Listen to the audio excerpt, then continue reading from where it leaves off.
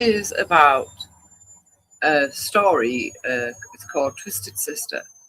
And it's on Channel 5, so I don't know how far I'm going to get really. But when I came across this video,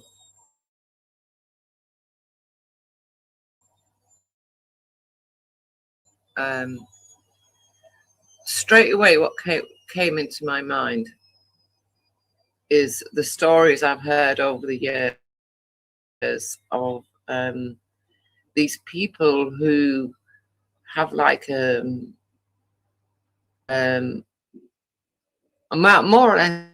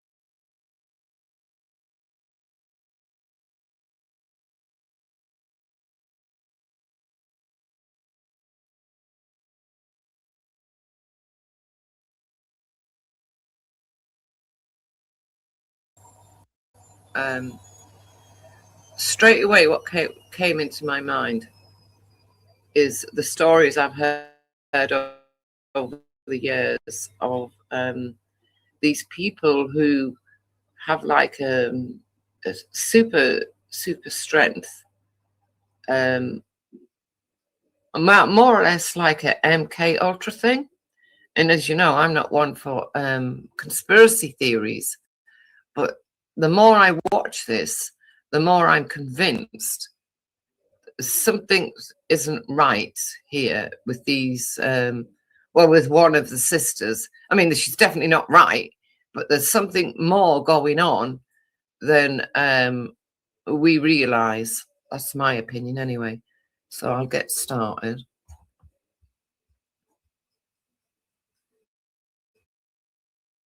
Oh God, what is that? Right. League 2, it's crunch.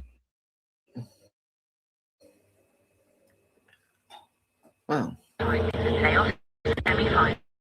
Stockport County host Wycombe Wanderers in the second leg later today. I had driven down to Birmingham to collect my daughter from university. We were on our way north to come home when the incident happened. I was travelling up to the game with my dad and my best friend and one of the coaches. We can see all the traffic building up in front of us. This didn't feel like an insignificant situation. We saw a traffic officer's vehicle parked on the left. We could never have imagined what was about to happen. The red one's got knocked down by the red car over there. I've got an ambulance en route for it. Right. Seems all right, but I'm not a doctor. She has been knocked down. Is she the one that speaks English or the other one? Right. The other one? She's the one. Oh, no! Shit! Oh, Jesus! Mike? Alpha, Mike Alpha, we need ambulance, senior officers to the scene. We've got 2 possible fatals.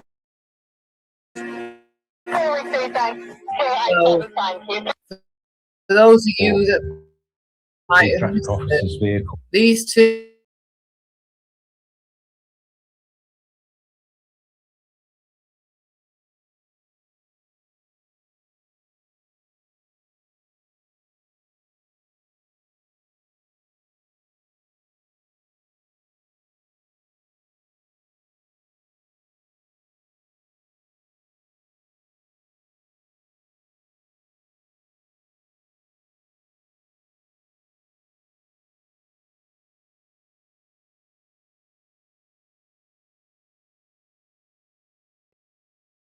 it's like, but yeah, it's just, this is the sister of interest.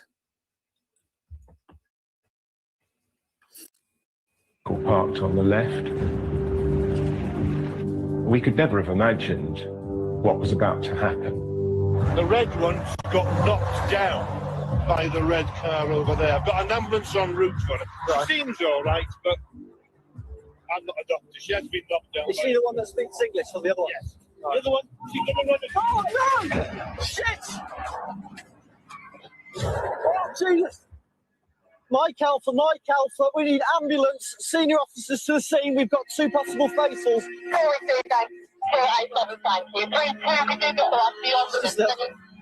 where you are, my love, stay where you are. Stay there.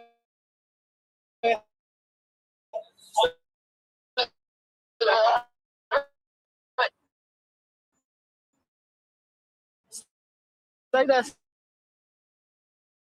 Stay there.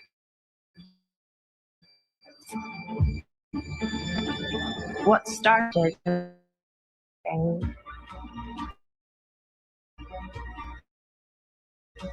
17 years on that day, what on earth had caused this to transpire?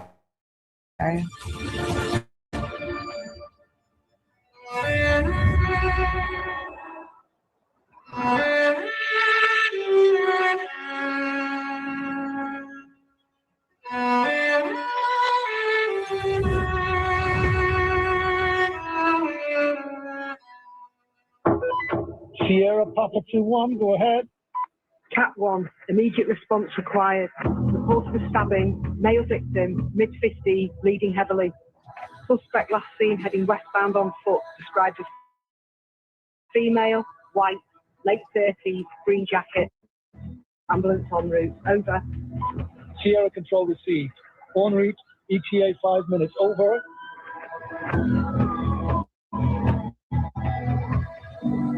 It was in the back alley at the back of Duke Street. They'd actually put up the blue police tape as a cordon. As I approached the scene, one of the police officers waved me down and advised me to stop. I was told that life was extinct. It was very chilling, shocking, the whole sequence of events leading up to this, really.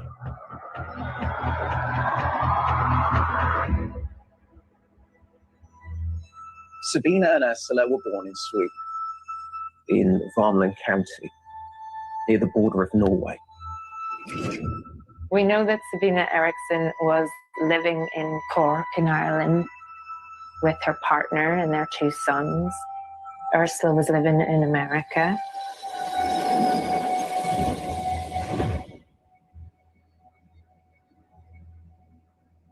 Ursula arrives from the United States in a surprise visit to see Sabina. At around 2 in the morning, without saying goodbye to Sabina's partner or children, the twins left Sabina's family home and travelled north.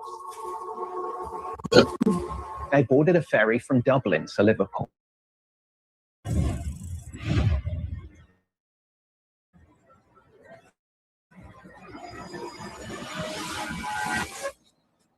They then boarded a coach which was en route to London via the M6 south. We don't know what motivated that. The twins were holding their bags quite close to them and acting strangely on the bus. The driver was alarmed by their behaviour. About an hour into the journey, the coach stopped at Keele Services in an unscheduled break. For reasons that are unclear, the twins disembark and refuse to get on the coach. So the coach eventually continues its journey to London, leaving Sabina and Ursula behind.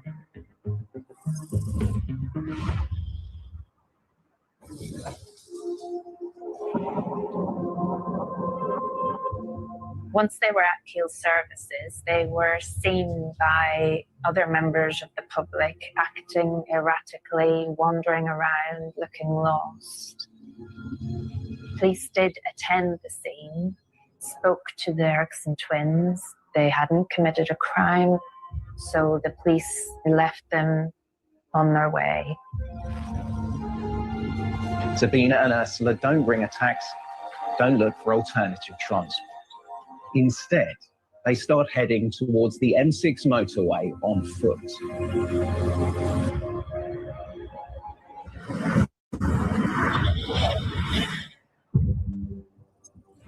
Now, I know Keele, the area that Keele Services is in very well, right?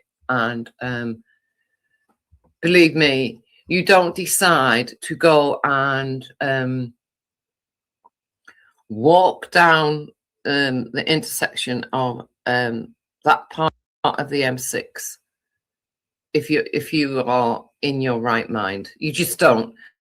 It's a very, very busy part of the M6. Keele Services is absolutely it's massive. It's very busy all the time.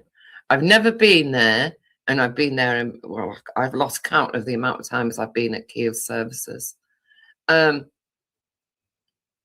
I've never been there without it being busy, whether it's morning, afternoon, night, the middle of the night. It's always very busy, and as a lot of people know, the M6 is it's known for being a busy motorway. So for them to set off and decide that you know, it would be a good idea to walk down the middle of the M6, that's big alarm bells. They can't. Something was going on. They were either suffering a psychosis, both of them, or something deeper was going on. Because what you're about to see is quite unbelievable. That even if a person is suffering with psychosis, I do not know how they can get through this. Let me carry on.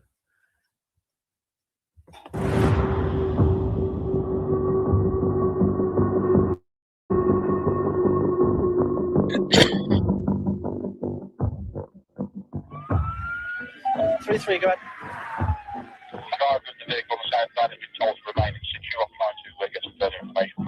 It appears that it's two Swedish females that were walking on the central reservation of the motorway. One of them appeared to have tried to cross the motorway and then been hit. Hey, look, there you go. There they are. Right look, they're in the central reservation, just walking down it. One of them crosses and gets knocked over by a red car. Well, one of them, can you see, if you look there closely, she's already down on the floor, being knocked over. The other one's deciding to jump over the barrier to go help her sister. We've got a vehicle. We're going to be about on. I'm David Ray, and I was the person behind the camera on motorway cops. You spend a 12-hour shift sat in the back of a police car. Mostly, it's actually quite routine, but you've got no idea what you're going to come up against.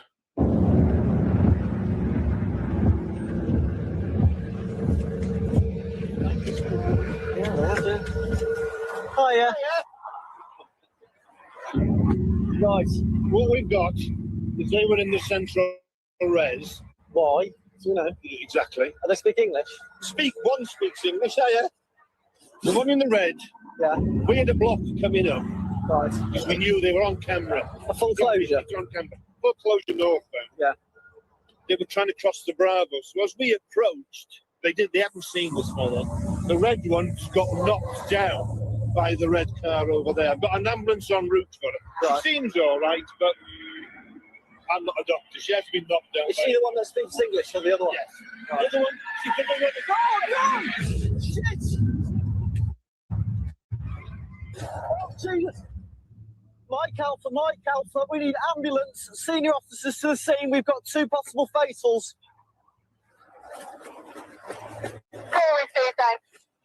Stay there. Shh, it's okay. See you breathing. Okay. Stay there. Where's my sister? Come on, it's okay. Where's my sister? It's okay. She's being looked after by the other police. Keep your head still for me. Keep your head still. Shh. I don't know what I saw. I just saw this woman exiting frame. Oscar Tango 3-3, we're going to need AMS. Why were you running, my love? Without any warning whatsoever. The first one just ran straight under the wheels of the HGV. To sort of compound in, the second woman was then immediately hit by a car. The initial reaction is amazement. You can't believe that 2 people have just done that in front of you. For a few seconds, you don't know what to do. It's just shock. And then the adrenaline kicks in. You've got to do a job and you've got to cover this. She ran in front of me. I avoided her with wagging him. And I clipped her with trailer like. First female has been hit by HGV and serious injury. Second female has been hit by a small vehicle in lane 1. We saw ambulances rush past us, screeching down the motorway, blue lights on. It all happened in a flash. She ran in front of the woman driving the Polo, thrown up into the air, and completely squashed the roof of her car. And there was nothing that that woman could have done to have avoided her. Sabina, is it? Sabina? In all my career, I've never filmed anything like this before, and either before or after. No, come on, my love, come on, you've hit your head. Calm down. She appears very disorientated. I didn't really know what was going on, to be honest, but we could certainly never, ever have imagined what was about to unfold. Calm down. Calm down. I can't you.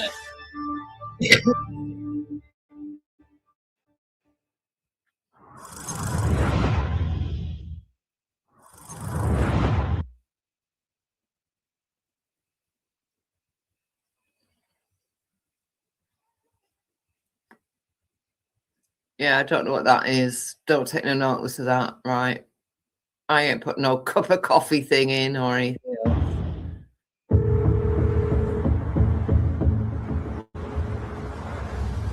Oh, I recognise you. I know you're not real. Stay still for me, stay still, because you're hurt. Come on, calm down. You. They're on something.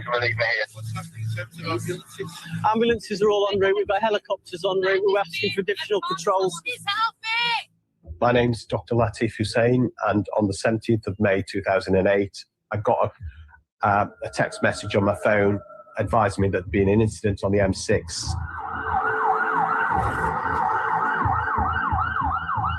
When you drive into the incident, your adrenaline is rushing and you're trying to think of all the scenarios.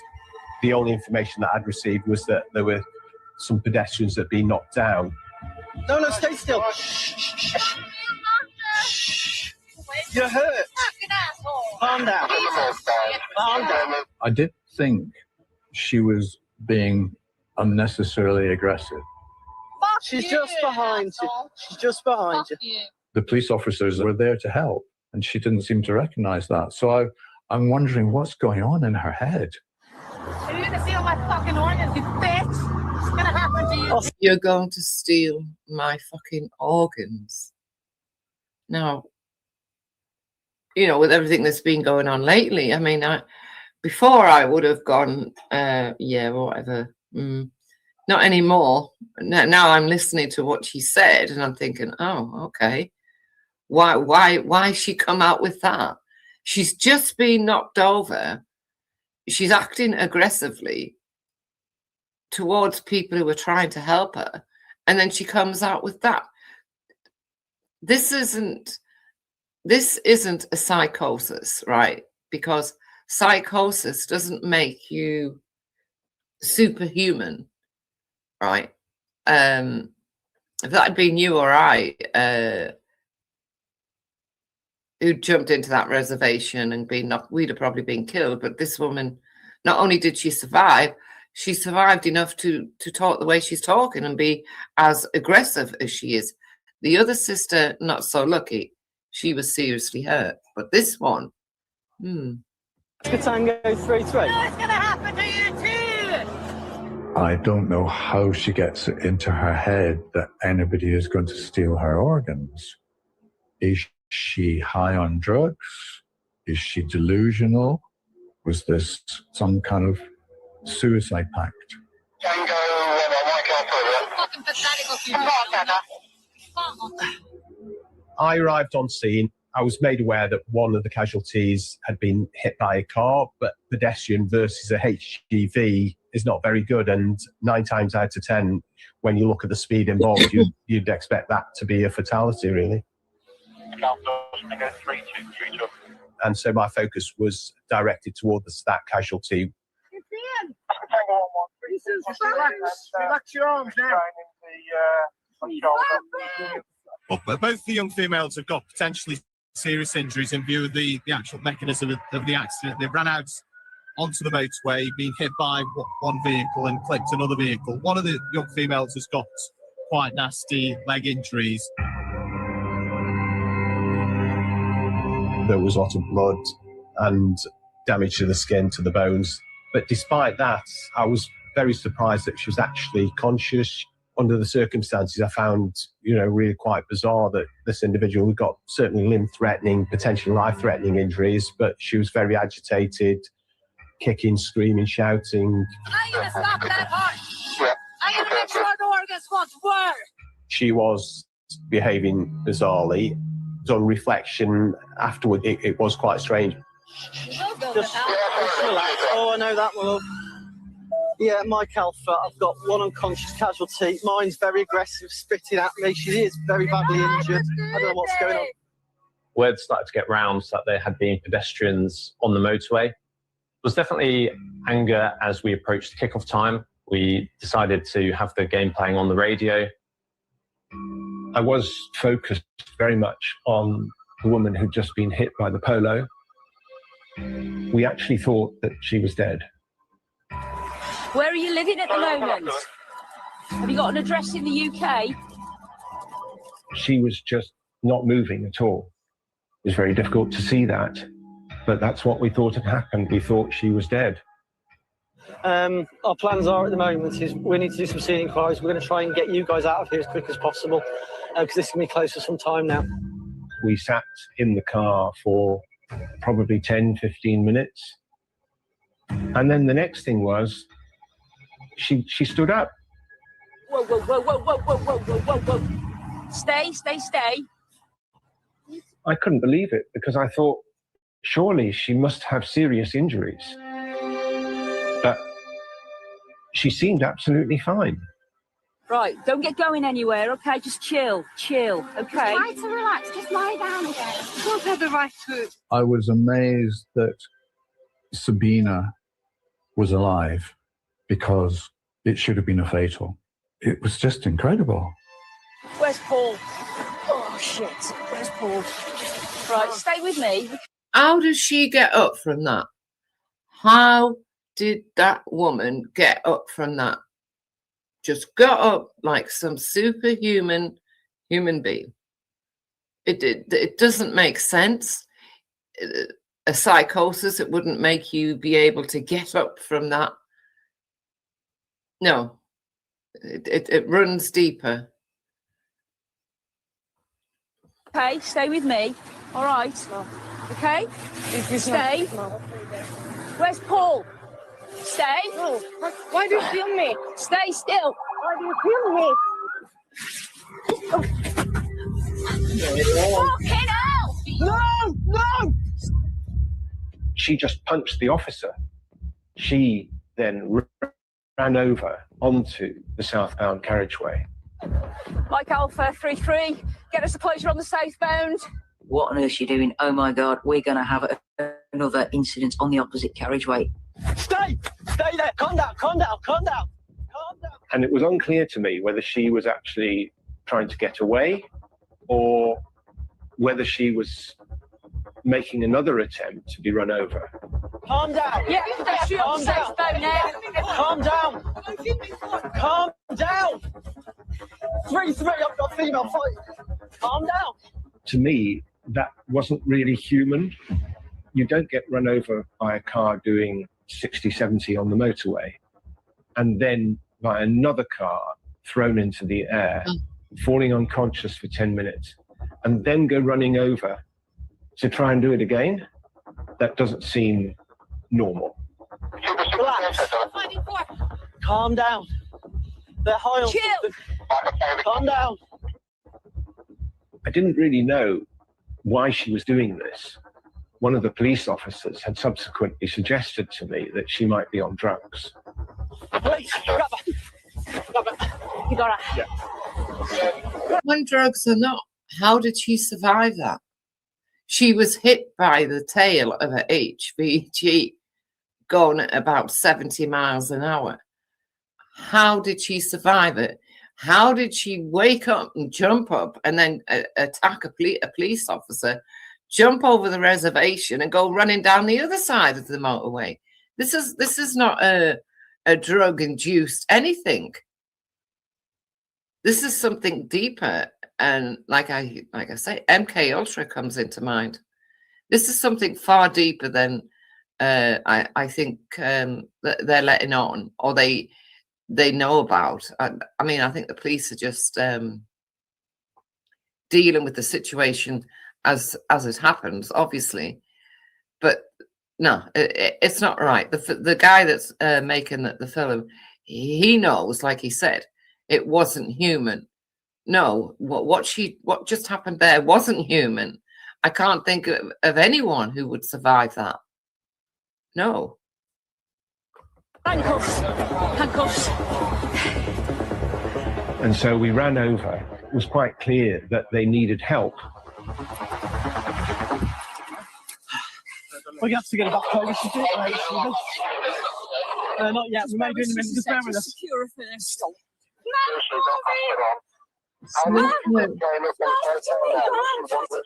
Snuff movie. So we've had organs. Now we've got one of them shouting snuff movie. So whatever they've been involved in, right? It's not good. Whatever has been going on in Ireland, I'd say it's not good. As we've learned over the past few weeks, there's a lot of things that go on that we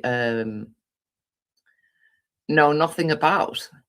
And then, of course, there was a video that Jupiter showed yesterday about the PSYOP and PSYOPs, what they do, and how this MK Ultra comes into it, and people are superhuman for some reason. And that's what comes to mind whenever I see this video, because it's just not, it's not right. Wait a minute. Arms! Arms! Arms! Do you want the handcuff to the front? She's been taken over the crash barrier on the north side. I grabbed one of this woman's legs, and gentleman driving the furniture. It's like something triggered them, yeah, and which it comes back to the MK Ultra, isn't it? It's like something triggered them to behave the way they were. And I got it confused. I thought it was the one who wasn't wearing the red coat that got up and was normal. It was the one in the red coat, but it doesn't matter because it was like something triggered both of them at exactly the same time to run into the motorway. And then something, I mean, the other one, when she was lying awake after she'd been hit by the car, was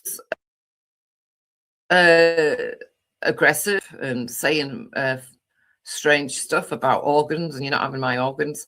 And then the sister that was hit by the HVG, she wakes up and starts screaming about snuff movies, attacks a policeman. And like I said, to me, that's like a trigger, a trigger in her brain that set them off at exactly the same time. Removal van behind me grabbed the other one. Watch it, guys, watch it! Now! Legs down, legs down!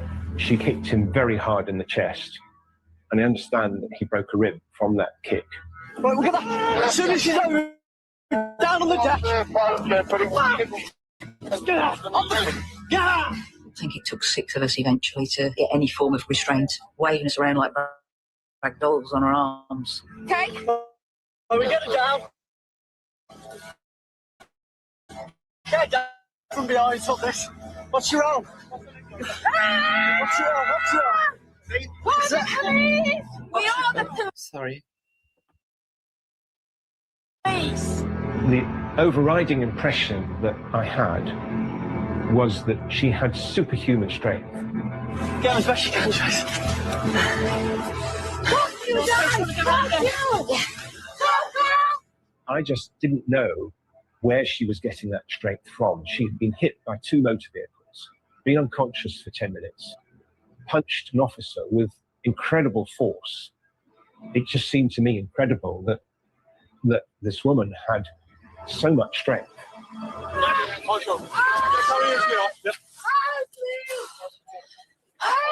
She got up off the floor, tried to grab a restrainer, tried to use his car. She turned around, twatted me, I slipped. It was never a dull moment.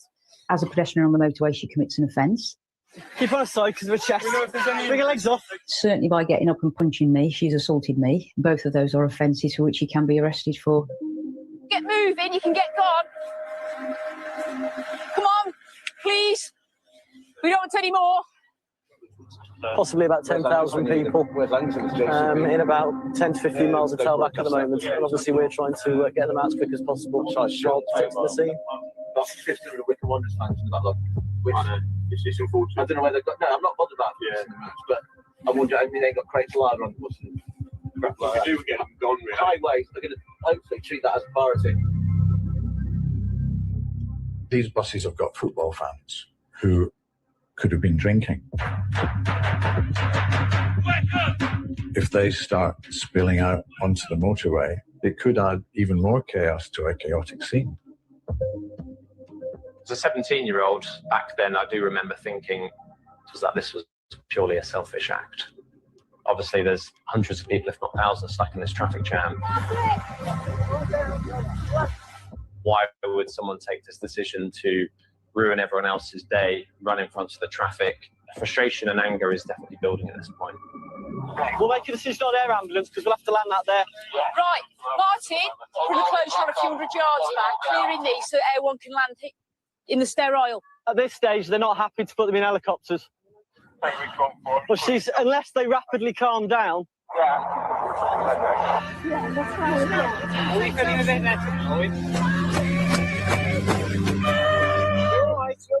Because that second woman is being restrained, there's nothing more to be done with her from a filming point of view. So then I realised that I need to catch the helicopter arriving because that's a significant moment.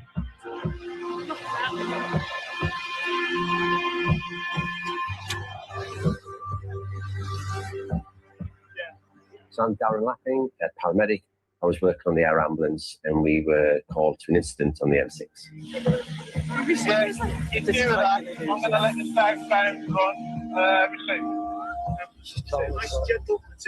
I can quite clearly remember the traffic must have been nearly a 10-mile tailback on the motorway. But we got an idea that there was obviously 2 casualties separated by sort of 20 metres or so. So one was about to be loaded into the back of the land ambulance. And then the girl that was shouting a little bit, and I do recall as I approached, she did spit, sort of like reddy colour. Basically, the decision was made to sedate her. At the moment, both are being treated as life-threatening injuries. The lady who's behind me was run over by a 44-ton lorry. 3 rear wheels, axle wheels have gone over the top of her. So the bones themselves, you could see the tissue had been torn away from it. The bone itself was snapped completely in half, and you could see the underlying tissue and muscle. I've been to cases where, unfortunately, they have not survived. They've literally gone with the lorry, got onto the drive prop shaft, and literally been torn to bits. So she was very lucky. I watched her go under. Oh dear. The Arctic. Yeah. The fact that the weight of a lorry, that it hadn't crushed her internal organs, her head or anything, that it only caught her legs, was, in a way, it was almost a miracle in itself. To have the kind of aggression, combativeness, it does occur quite a lot with head injuries. So that was my initial thought. And then considering, why has she run onto the motorway, and has she now under the influence of alcohol, but also has she taken some form of drug? And then the final thing I'm considering is this potentially some sort of mental health illness? We decided she didn't have mental capacity. That was one of the reasons why we decided to sedate her. There's always a risk when you're actually giving drugs to individuals, especially if you don't know what the history or the background, or whether they have taken other drugs or substances. You have to really weigh up the benefits against the potential risks. To be honest, one of the ISU's guys said they're on a coach, very protective of the bags, and wouldn't let the coach driver put them down below. And he says, with the way they're acting, could they be muley? Which, to be honest, not a bad consideration, is it? No, you're right. I thought they were probably on something. But if they were drug mules, it doesn't... Why did they get off the bus at Keele Services? And then why did they walk along the Central Reservation? It doesn't make any sense that they were drug mules, because they were going to get picked up and then they could have got checked out.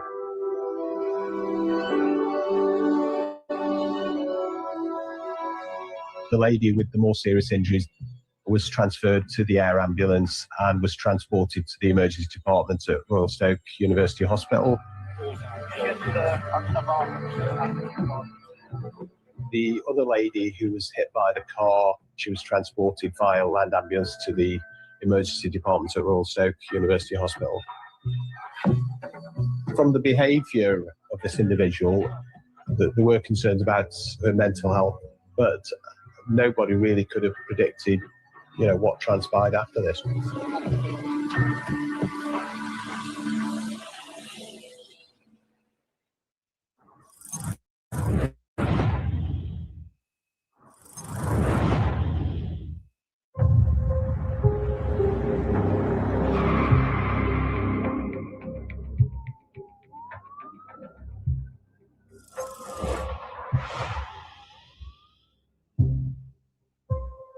My name is Paul Hollinshead. In 2008, I was working at the Royal Infirmary in Stoke. In the A&E department, we got everything under the sun coming through. Some of the nursing staff told me that they'd had 2 Swedish women in the department. One got hit by a lorry and the other one got hit by a car. Some people come in and they are abusive. When you try and help them, they don't want it. And in particular, one was causing so much trouble, refusing treatment, screaming, shouting. The other one had been severely hurt and was going for an operation and then transferred to a ward.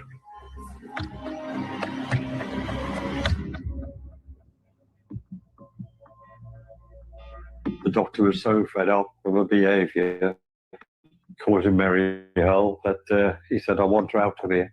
They had to ask the police to remove her. So don't worry about my safety, I'll be alright.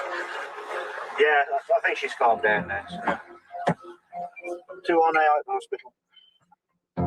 For me, as a documentary filmmaker, I still felt that I had to follow this story.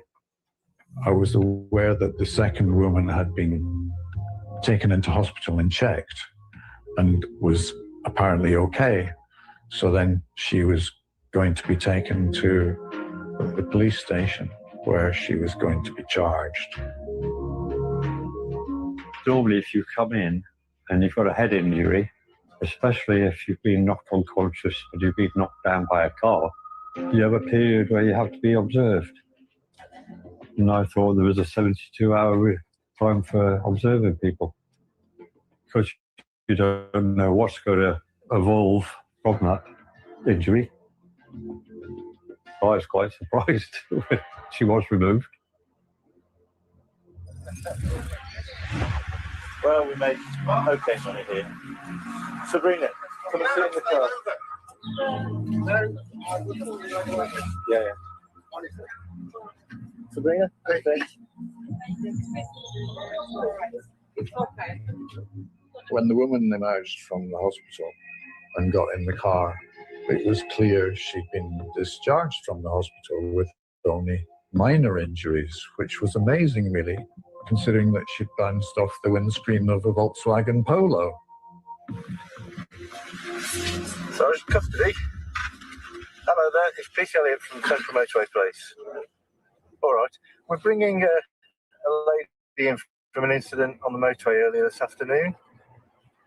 She's a Swedish national, but she speaks very good English. When you open the newspaper here, you feel just like, I don't know if you should laugh or cry for them or pray for them. When you open the paper, you laugh. It was strange being in the back of the car. She wasn't bothered about me filming anymore, whereas she previously on the motorway, she was saying, why are you filming? Why are you filming? And so she was different. Sabrina, you no broken bones. I'm fine. I think you're going to be... Yeah, concerning these... You're going to be very bruised and sore. That's all right, you know. I'm a licensed boxer, actually. Are you? Yes, I am. I'm used with that, even if I'm out of shape now, really. So what are you doing over in Ireland then? Huh? What job are you doing over in Ireland? Oh, I just found a crappy job, you know, in the startup, you know. Yeah. She was quite chatty and friendly. Her demeanour was totally different than it had been on the motorway. And it was difficult to believe, really. Hi, police off the motorway.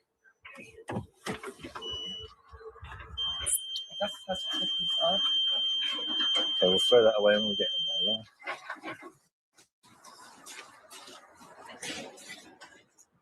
When she was in the station, although she appeared to be normal, there was something a little bit odd about her, but it's not something I could put my finger on. We have to wait. You don't have something that I can put on? Not at the moment. Have a seat, because we can't do anything till we get in there. Hold you up. Guys are difficult. You're looking at how many wrinkles. Yes, of course. With her, it clearly worked to be gentle with her, to, if you like, to flirt with her. How old am I? Yeah, probably a man in his best age. Yeah, 45. Oh, yeah. 44? You got it. 45. 45. Sorry. Time for rest, please. Was 15:30 hours today. The reason for the arrest, just the heading? Assault, please. Do you suffer any mental health problems or from depression? No, sir, I don't. Have you ever tried to harm yourself? No, sir, I never did. No, sir, I never have or did. After she's just thrown herself in front of a car on the M6 motorway, she's claiming that she's never tried to harm herself.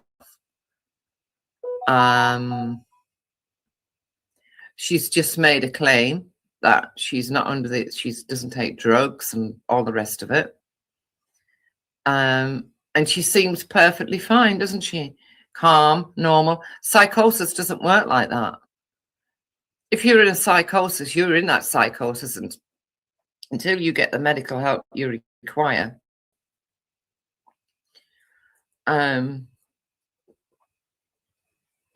Definitely something off key here, more than definitely something sinister, I think. Idea was it?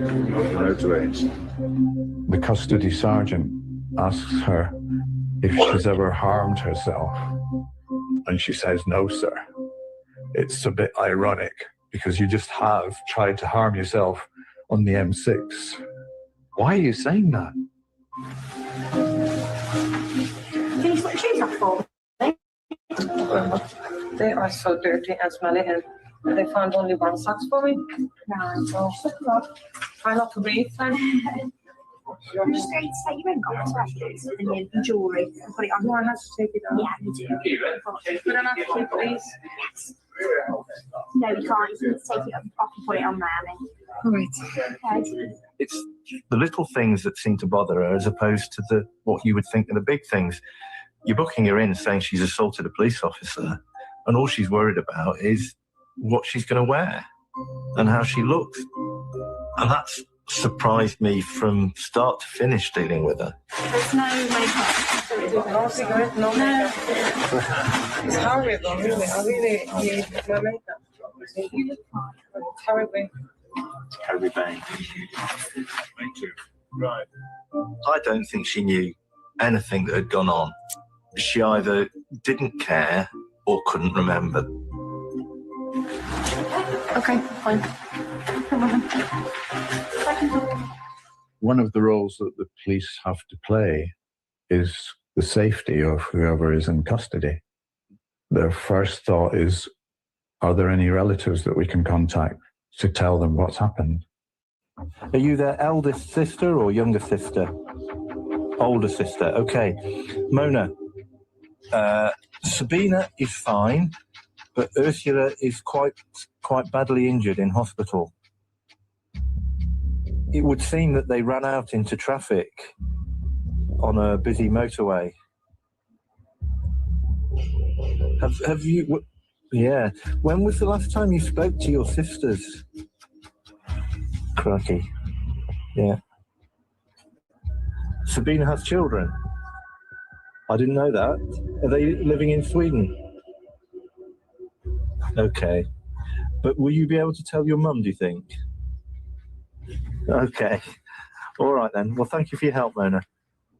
Okay. Thank you. Bye-bye. Well, yeah, it seems, well, thankfully, she speaks excellent English. She's really had no contact other than internet for a few years. But it seems like the two sisters basically them for about 12 years, apparently. So very odd. I've just read the statements of one of the officers, and they talk about the formidable strength of them, as if there is something within their systems that's not right. I mean, the girl I spoke to in custody bears no resemblance to the girl described in the office statement. After the scene was cleared, I was actually on call for Staffordshire Police as a forensic medical examiner. Our role is to assess prisoners that come into the custody suite to see if they're fit to be detained and also if they're fit for interview as well. Initially, when I arrived at the custody suite, I didn't know who I was seeing, but when the individual was brought in, I realised that it was actually the lady that had been knocked down by the car. After my assessment of Sabina Eriksson, I advised the police that she was fit to be detained. Okay, open the camera, please. But everybody gonna laugh and know that you, where you come from. Although Sabina and Ursula's behaviour does appear under the influence of some sort of drugs, Ursula was tested in the hospital and Sabina at the police. There were no drugs found in their system, no drugs or drug bags. No drugs in their system, no drugs in their bag. So what was it then that triggered them both at the same time to do what they did, and why did they survive? What was it? You know, they thought it was drugs, no alcohol, nothing in their systems at all. Do you see what I mean about sinister? It's so, it just baffles me as how they survived, and, you know, what was it that triggered them both at the same time? And were they triggered remotely, or was they triggered by something that was maybe planted in? I can't believe I'm talking like this, right? But it's the only thing that makes sense. Were they triggered by something that was planted inside them? It's just, there's no other explanation. I'm telling you, there just isn't.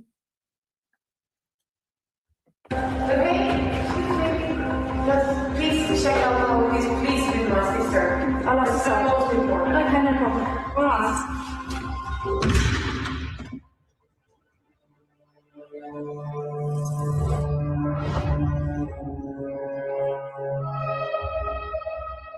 Sabina was held in custody for 2 nights and was taken to court and charged with trespass on the motorway and assaulting a police officer. Sabina Eriksson was convicted and sentenced to 1 day in custody, which she'd already served. So she was released from the magistrate's court and sent on her way. There are so many unanswered questions around this case. When they stopped at Keel's services, why would they not put their bags back in the hold of the coach? Were they being influenced by somebody else? Was somebody putting pressure on them? Also, why were they both trying to run in front of traffic on the M6? What was causing this extreme behaviour?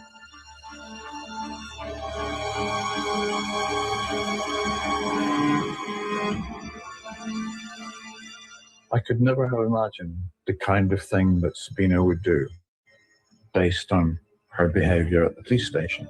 You say always in Sweden that an accident rarely comes alone. Usually at least once more follows. I don't think it occurred to me at the time that she should have been detained for a long period of time. But the fact that she was capable of decking a police officer indicated that she had some kind of violent streak to her. Her actions, her behaviour demonstrated that she wasn't safe. Police have launched a murder inquiry into a 54-year-old man found stabbed to death behind his home in Fenton.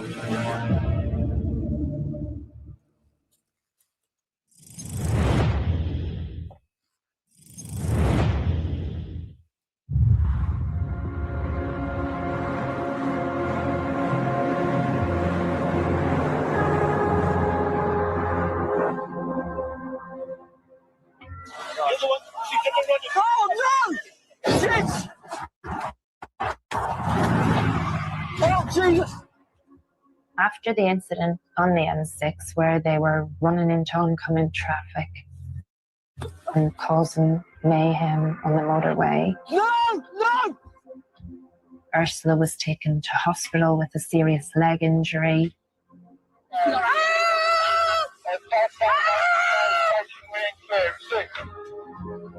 Sabina was arrested, held in custody for 2 nights, and was taken to court and charged with trespass on the motorway and assaulting a police officer. The judge said she had to serve a day in prison, which she'd already done. So she left the magistrate's court with her things in a clear plastic bag.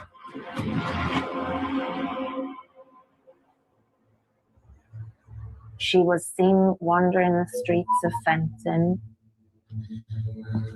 Sabina is a foreign national in a country she doesn't know, and she would have been confused as to where to go. It's bleak, and there's no one there. There's nothing to help you. It would have been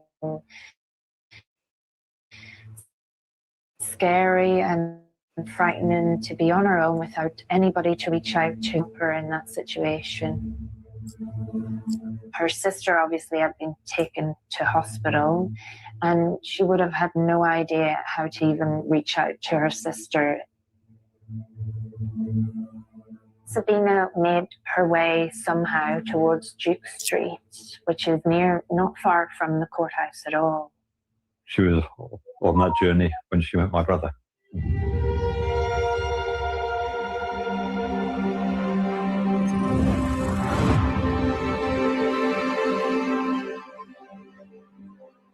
My brother Glenn and his friend Peter often went to the pub and sat in the beer garden.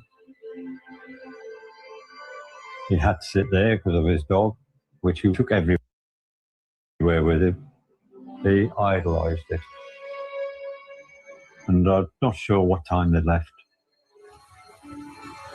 But on the way home is when Sabina apparently approached her and said, "What a lovely dog." And then spun a story about her sister being in a car crash and she was looking for somewhere to stay.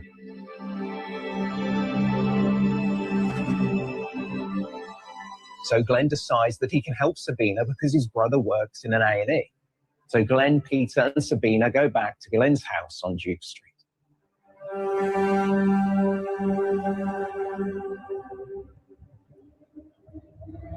Her personality sort of opened up. She was a lot more bubbly and friendly, and she seemed happy to be talking to us as we carried her stuff down towards Glenn's house. 2 mobile phones, a laptop and duty-free cigarettes, and there was this red wool cardigan. And walking down and thinking, this is all what's going on here? Who is she? Something's not right about this woman. Glenn always sided with the underdog. Sometimes he might be overzealous and get involved in situations that it would have been better to stay away from.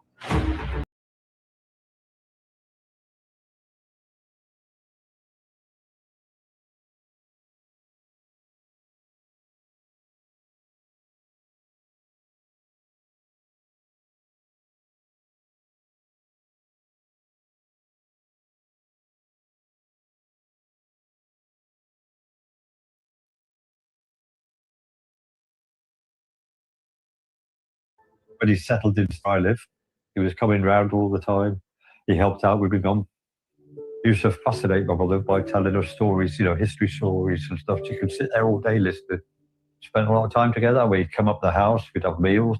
I just found, God bless him, but I just found it strange that he took her in like that, just somebody off the street. But there are people like that, isn't there? There's people like that would do that. I wouldn't. I don't trust people enough, but obviously that there are people that are very trusting. He loved cooking curry. It's really hot. We used to meet up and take the dogs out. He had a real soft spot. He would do anything for you. If he had 10 pence and it was his last, he'd give it to you. He was really good that way. And if he saw anybody who needed help, he would offer help. Glenn offered Sabina a place to stay for the night, fed her, made sure she was comfortable, and looked after her. But when they were in the house together, her behaviour was a little alarming. She seemed quite open and warm, but then in the quiet moments, she was getting quite paranoid and pulling the curtains to one side and looking out, and then quickly just snatching them back. I responded a little bit unsettled by this. I'm looking at Glenn for reassurance. He's like, it's all right, it's all right. Sabina, she'd had a pretty traumatic few days. She'd been injured on a motorway. She'd spent time in a police cell. She'd seen her sister carted off in an air ambulance, and she was in a strange country. These are sort of events which can only feed into somebody's existing paranoia, if that paranoia is already there. There was this growing fear inside of me, thinking, who is this woman? She's hiding from someone. She gets out her cigarettes and she offers them round to myself and Glenn. We take one, and just as we're about to light up, she just snatches them quite furiously and says, they might be poisoned, you can't have them. I was taken back by that. Like, what? Your cigarettes are poisoned? And this was a pack of cigarettes that she'd been smoking from all night. This is beyond weird now. Something's not right about this woman. Glenn was quite relaxed and comfortable with it. I think he was just dismissing it off as quirky. I personally just wanted to get out of that situation as quickly and as calmly as possible. Peter was clearly suspicious of Sabina's behaviour and left the house, but Glenn was helping her, and Sabina stayed the night.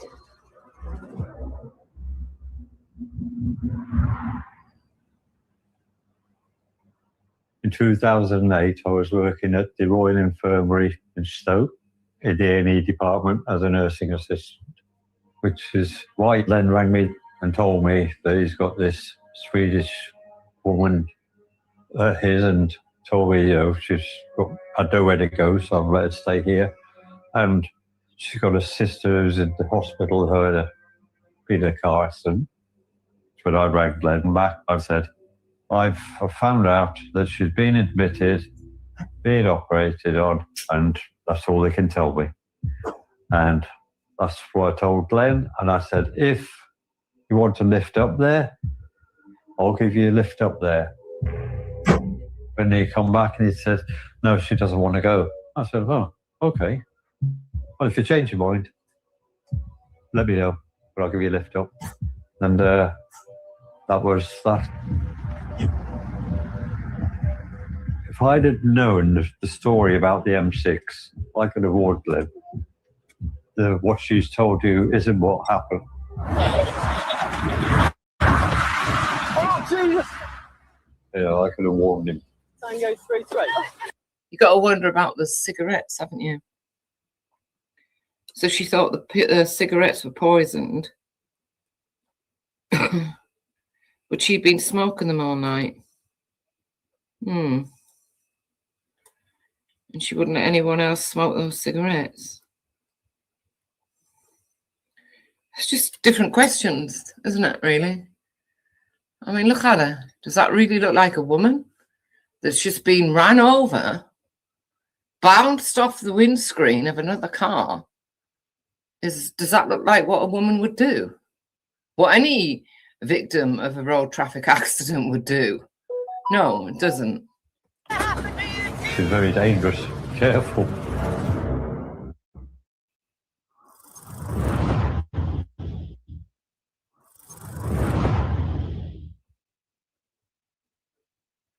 Oh, I don't take any notice of that.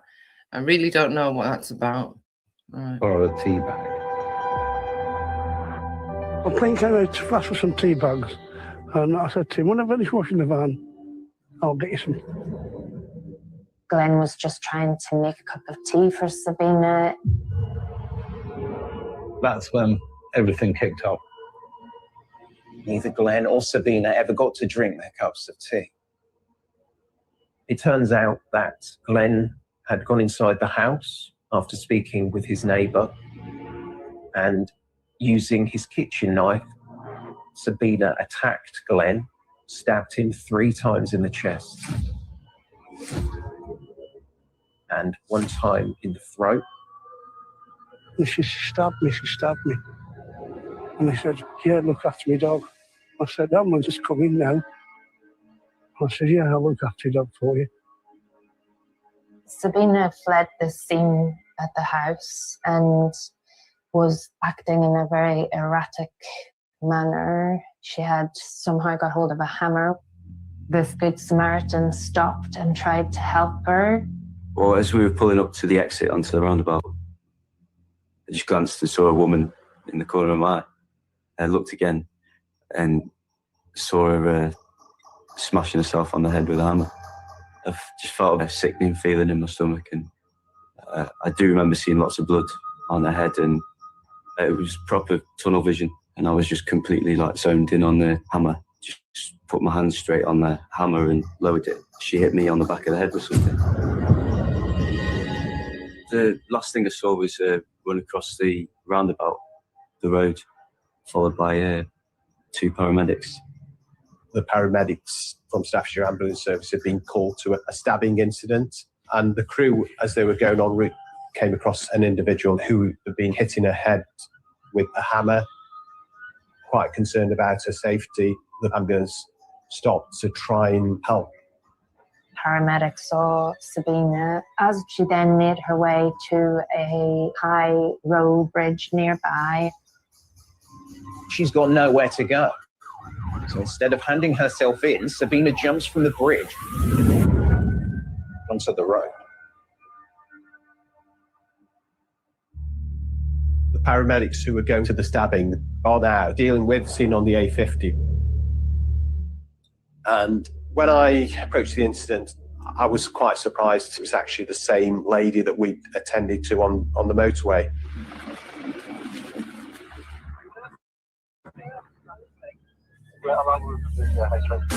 So she's hitting herself with a hammer across the head. Why is she hitting her head with the hammer? Why the head? Why isn't she hitting another part of her body? It's the head. Whatever's in, I don't know. I'm just saying. Maybe some of you have got the answers. I don't know. And then, she jumps from the bridge back onto another road, right? Survives that. This isn't the actions of a normal human being, and her survival rate of what she does isn't normal. It's either superhuman or inhuman. I can't quite make my mind up. But she did murder that guy that helped her.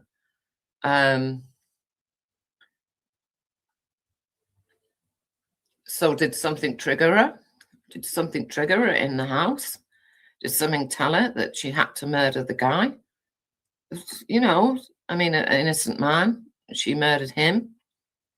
And because the judge decided she could be set free instead of maybe, I don't know, he could have sectioned her for 28 days just to have a look at her mental health state. But they didn't. They let her go, and she murdered that bloke.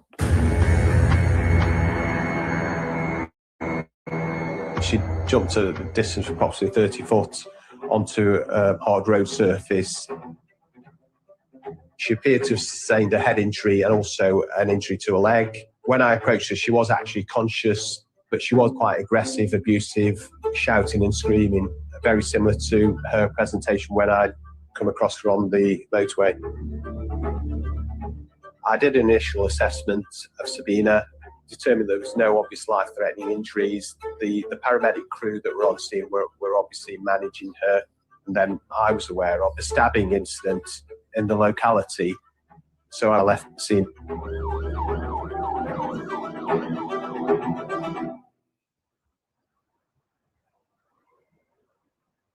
As I approached the scene, there were a number of police officers there. One of the police officers waved me down and advised me to stop. And I was basically told that life was extinct. This was now a crime scene.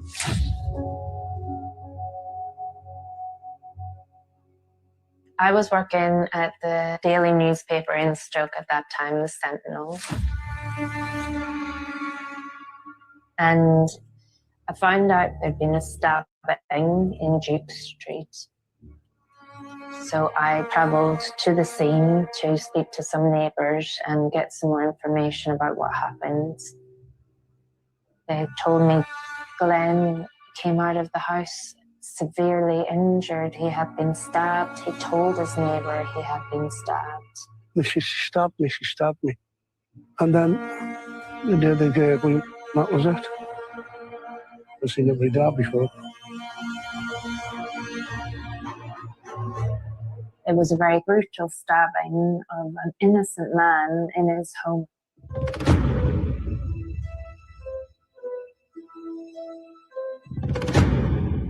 The day after I'd spoken to Glenn, I went up to the corner shop to get a packet of cigarettes. On the counter was the Sentinel newspaper, and I looked and I thought, I recognise that picture. That's Glenn's house. And it was cordoned off. And I thought, what's going on here? And I don't think I even bothered reading it. So I went back to my car, drove down there, parked up, and the policeman says, "Oi, you can't park there. You have to move that car." I said, "Well, your brother lives here." "All right, yeah, can you just stay here? I'll get someone to come and talk to you." I waited and waited, no one was coming. And eventually they came up to the house. I had to inform the rest of the family. You know, it's hard to say to somebody, you know, your brother's dead.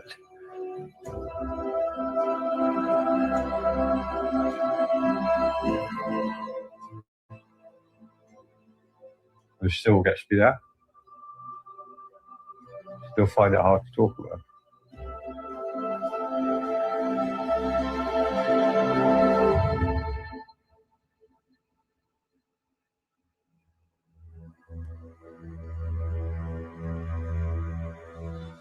After I finished work, I was asked by my wife in an urgent way to try and pull my brother.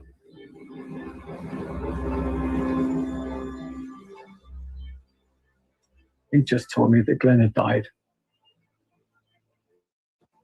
And then obviously it opens up a whole barrage of questions. Trying to piece the whole thing together in your mind is pretty difficult. But my whole focus was being concerned with my mother. I couldn't tell her. I had to get my neighbour to tell her. I couldn't get the words out. She couldn't take it in. You know, she couldn't believe it. My mum, she just kept saying, "What? Glenn's dead?" And I was so sorry, I'm getting upset now. Still got to get over that they could bother to inform us. So I thought it was the first thing the police did in a thing like that is inform the family. And to read it in the papers wasn't very nice at all. In the immediate aftermath of the stabbing, it was a very confusing picture. We were trying to piece together. It's a shocking moment when you realise the relationship between the M6 and the stabbing and the A50. Right. What's gonna happen to you? Fucking hell! Calm down. After she jumped onto the A50, she was transported to the emergency department at Royal Stoke University Hospital with a head injury and quite significant leg injuries. She appeared to have sustained an ankle fracture.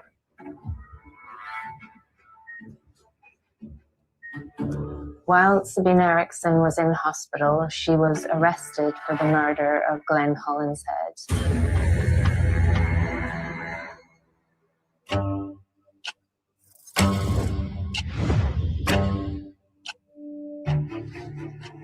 In 2008, I was instructed by the Staffordshire branch of the Crown Prosecution Service to prosecute Sabina Eriksson for the murder of Glenn Hollingshead.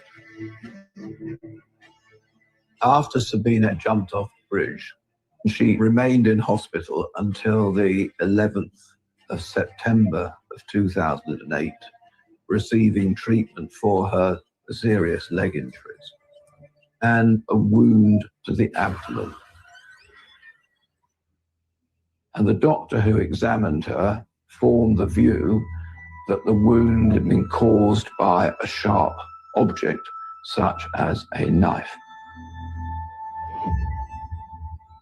So this raised the possibility that Sabina had been stabbed. The question then was, by whom? Was it by Glenn Hollingshead? Glenn tended to be a little bit rebellious. I would say he did not like authority. He was always looking for direction. He tended not to have a clear purpose in life. He was focused on drinking. He used to drink a lot. He always has. At one point, he did lose his way. So I don't know what it was, whether he was smoking. You know, he was asking him more money and stuff like that. And I got to the point where I said, I can't do this anymore. End off, you know. And then he went on a methadone program. Now, I used to say to Glenn, be careful who you play with, because he had some characters in his life that I wouldn't have entertained. But that was his nature.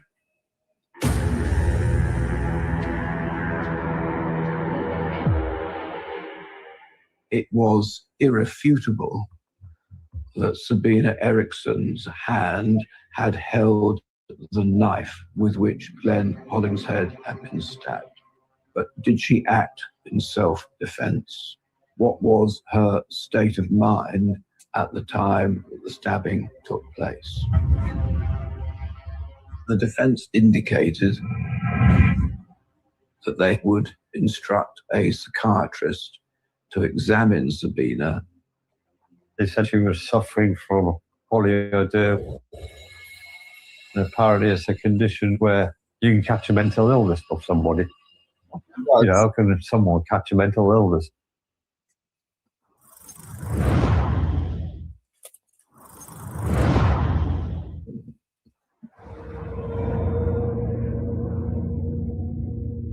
In the days and weeks leading up to the trial, I looked through all the evidence, and one of the extraordinary features of the case was in relation to the incident on the M6.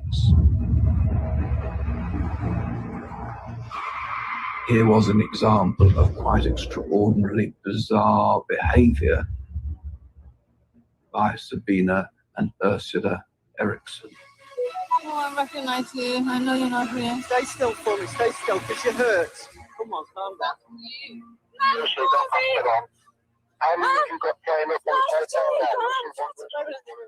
Understandably, there were suspicions that the twins had been high on drugs or under the influence of something. Yeah, of course, yeah. Jesus Christ. I watched her go under it. Bloody hell. The Arctic. Yeah, she ran off from us. They're both high. Yeah, very. The other one's just fought us. Both Sabina and Ursula provided blood samples, and in both their cases, the samples were negative for the presence of drugs, both lawful and unlawful, and for alcohol. It's going to be a big investigation about this. Where are you from? Are they Irish? Swedish. Swedish. Stop it. Calm down. I'm gonna make sure the war gets what's worse. Fuck you guys! Fuck you! Fuck you! 3 days later, Sabina jumped from the parapet above the A50 Again, she was negative for drugs and alcohol. Her behavior was bizarre.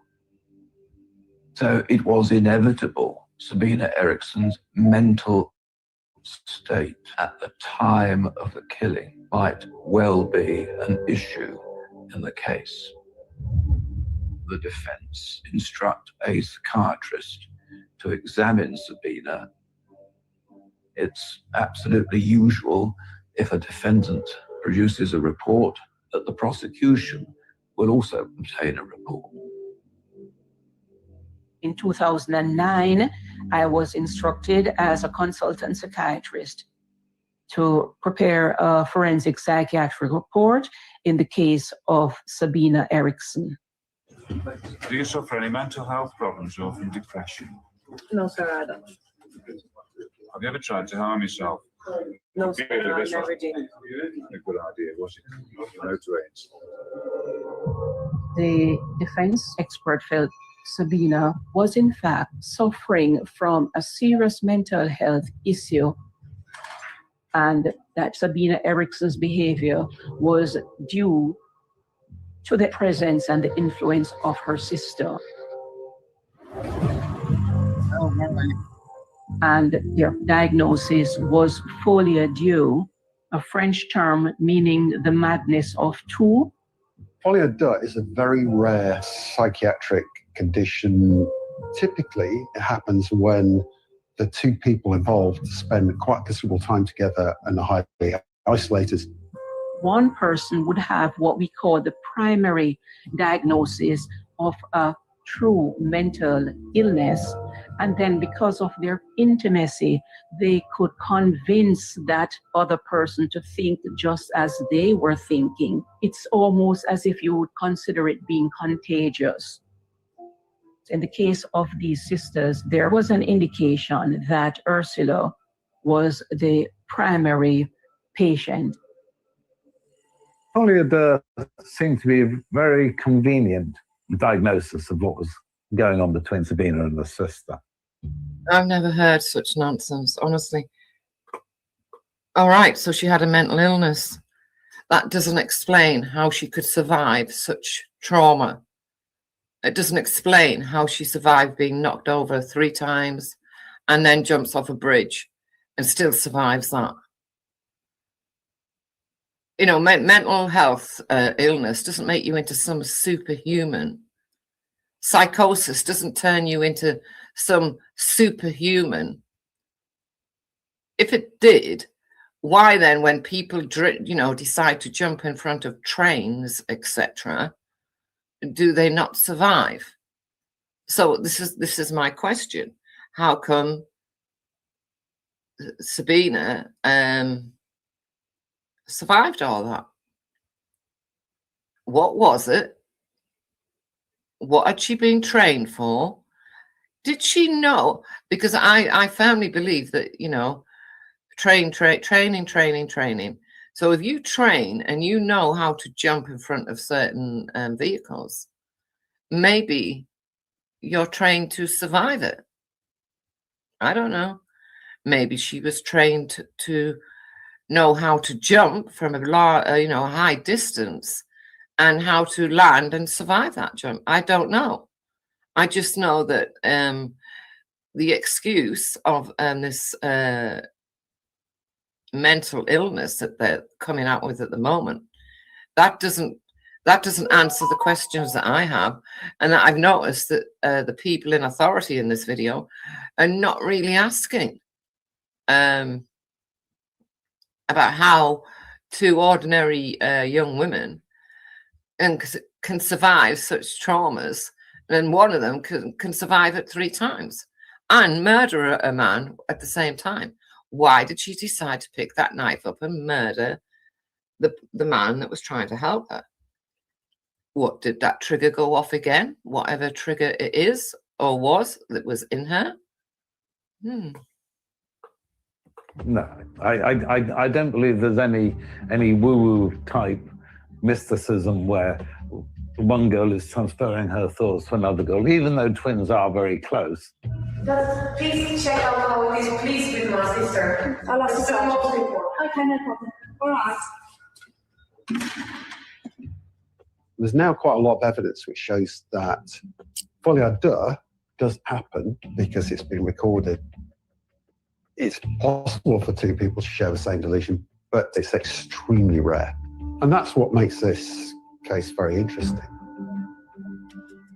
There were two diagnoses, one by each of the medical experts.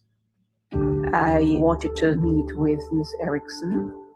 I'm curious to know what was happening in the weeks, days, hours, and even in the minutes leading up to the event. Because prior to meeting with her sister, there is no evidence of any previous issue with mental health.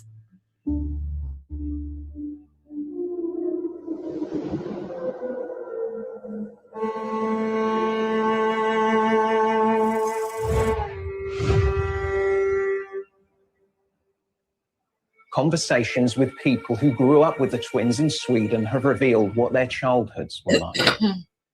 The twins grew up with an older brother and sister. Their father's disabled with only one arm and had problems with alcohol. Their mother was believed to have challenges of her own. Right. The children were generally left to their own devices. School friends remember Ursula having a cleft palate that disfigured and scarred her entire face from the forehead down, and was bullied for her disfigurement. The twins had an extremely close relationship with each other, but didn't spend time with other friends. Sabina and Ursula decided they would have a better life if they left Sweden. There are so many unanswered questions around this case. When they arrived in Liverpool, they spoke to police to raise some concerns about the safety of Sabina's sons. Police, we understand at that stage, actually made contact with her partner back in Cork and discovered that he was concerned for Sabina's whereabouts for her safety, and there was nothing to cause alarm with their two sons. But why did they travel to Liverpool? Why were they so worried about Sabina's children's safety back in Ireland? When they stopped at Keel's services, why would they not put their bags back in the hold of the coach?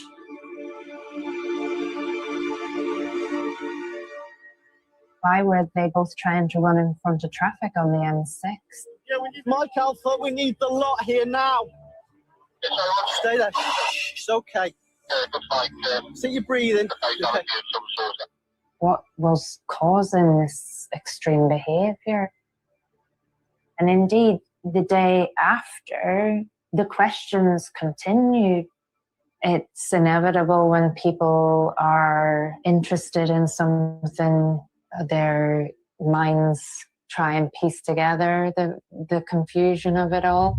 Today's podcast, we are going to delve deep into the story and the crimes of sisters Ursula and Sabina Erickson. Oh my God, this case, it's giving me a headache. I think the case of Sabina and Ursula Erickson has captured people's imagination in part because of and where information is missing, conspiracy theorists will rush in. Once the news coverage of this story caught the interest of social media, it just snowballed, and various colourful opinions about what happened took on a life of their own. So let's quickly talk about some theories, shall we? I'll tell you what I thought. I thought it was drugs. Conspiracy theories suggest Sabina and Ursula had either taken or been given PCP. It is an illegal drug that can cause hallucinations, paranoia, and the belief that one has superhuman strength. Often PCP is laced in cigarettes. So this theory definitely seemed plausible because it could explain why Sabina was concerned about Glenn and Peter smoking her cigarettes. However, PCP is one of the drugs the police test for, so this isn't something that would have been missed during their examination. One of the ISU's guys said they're on a coach, whether they've just come in, we don't know, but they're very protective of the bags and wouldn't let the coach driver put them down below. And he says, with the way they're acting, could they be muling? There was also a theory that the twins were drug smugglers. The reason for this theory is just the way that they were kind of acting with their bags on the coach, how they were like clutching them and just acting really weird. And the twins had multiple mobile phones with them that could support the fact that they were drug smugglers. There were no drugs found in their system. No drugs or drug paraphernalia found in their bags. There are theories out there, but we can't prove any of this. It is purely speculation. What on earth happened in Glenn Hollinshead's house?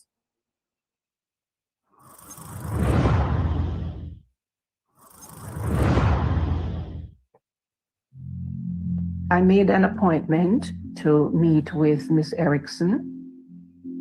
I felt that I did not have enough information to do a comprehensive diagnosis. Prior to what had happened to Mr. Hollingshead, it seemed that she was having persecutory delusions, hearing voices, thoughts that she was in danger. And this was made clear to her by Ursula. And that is when she was convinced that they needed to seek refuge.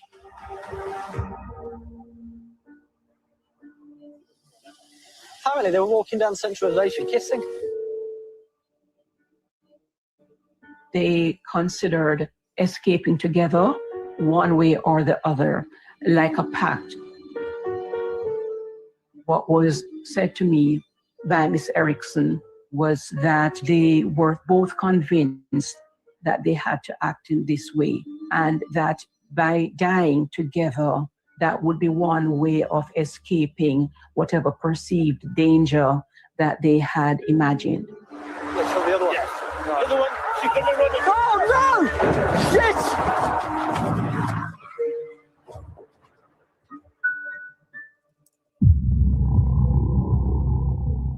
After the incident, it appeared that Sabina continued suffering from a paranoid delusion, thinking that someone is out to harm her.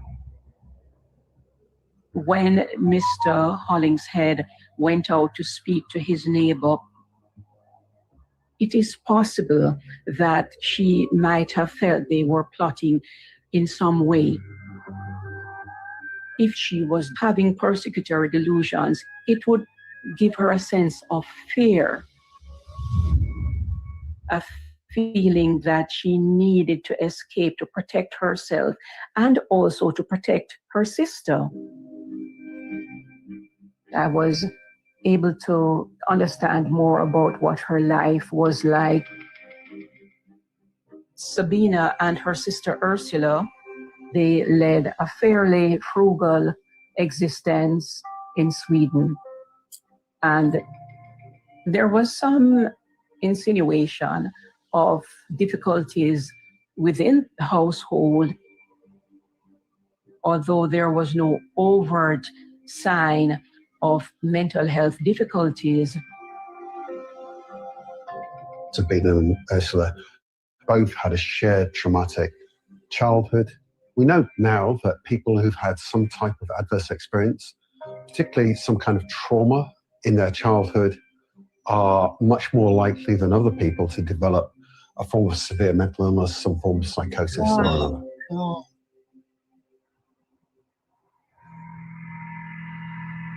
There were two diagnoses. The defense believed that it was polyandry, but in my opinion, she was suffering from acute polymorphic psychotic disorder, where the person's mind simply takes leave of reality. It could have lasted days, and the presence and influence of her sister was more the final straw that caused her to have a psychotic break. In the end, it did not matter who made what diagnosis. The important thing was whether we felt that she was operating under the influence of a mental disorder at the time of the incident. The conclusions of both experts were the same.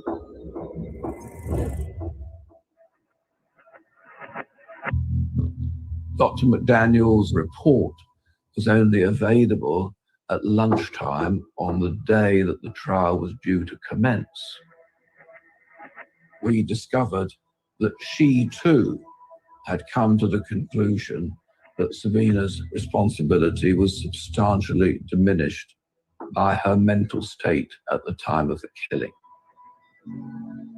We would accept the plea only if any suggestion of self-defense was abandoned.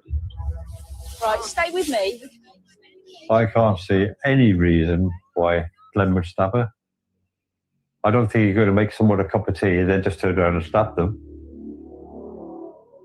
If Glenn had seen Sabina trying to harm herself in any way, he would have tried to prevent it. Yeah. That's how he is. He wouldn't just stand there and watch. What are you filming for? Calm down. What are you filming for? Calm down. Sabina, for whatever reason, was quite happy to place herself at serious risk of harm. And when anybody tried to stop her, she was prepared to resist violently. Watch it, guys. Watch it. Now. Legs down. Legs down. It seemed to me that the overwhelmingly probable inference was that Sabina was in the process of using the knife to injure herself when Glenn Hollingshead came back into his house, that he tried to stop her and that she took possession of the knife and stabbed him. I agree with that, you know, but have you noticed the question still hasn't been answered? The question's how come she survived all that and what was the trigger? I'm sorry, the psychosis, her believing, you know, and losing reality and blah, blah, blah, blah, blah, does not explain how she could survive such trauma in the way she did. No, it doesn't explain none of that. Considered their position overnight.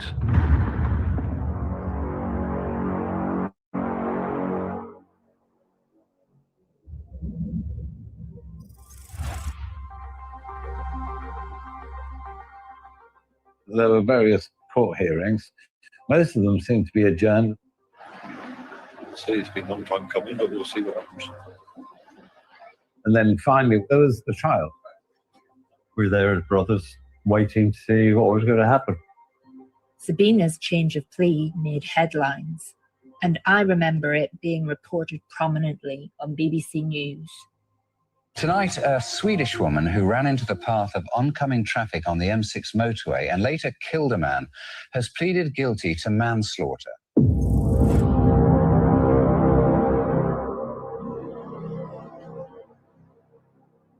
The judge sentenced Sabina to 5 years, minus the time she had served on remand. I was disappointed with the sentence that was passed down. 5 years. But I don't think it would bring Glenn back, no matter how long she got in prison.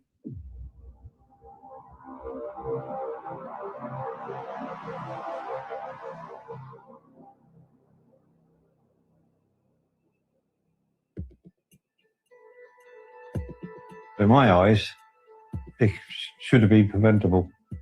After what she'd gone through on the M6,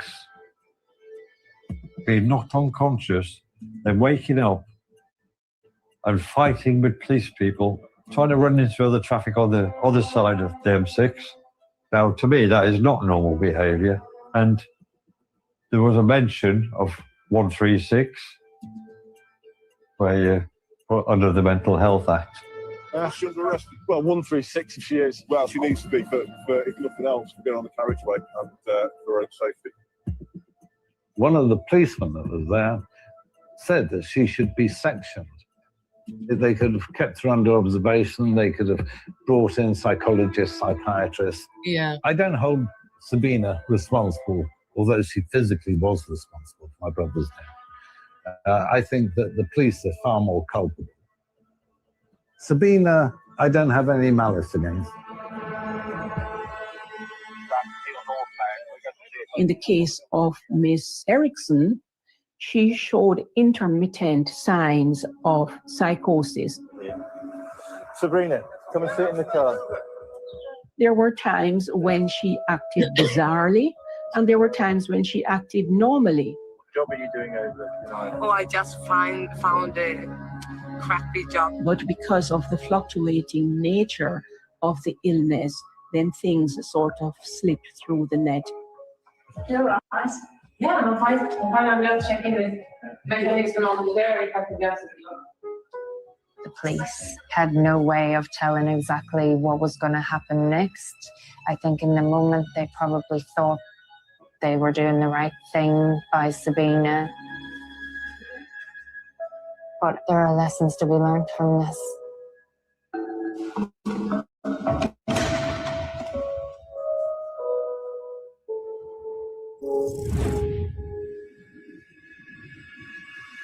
Being a student, also, is part of was that part of a close-knit Christian community in the USA.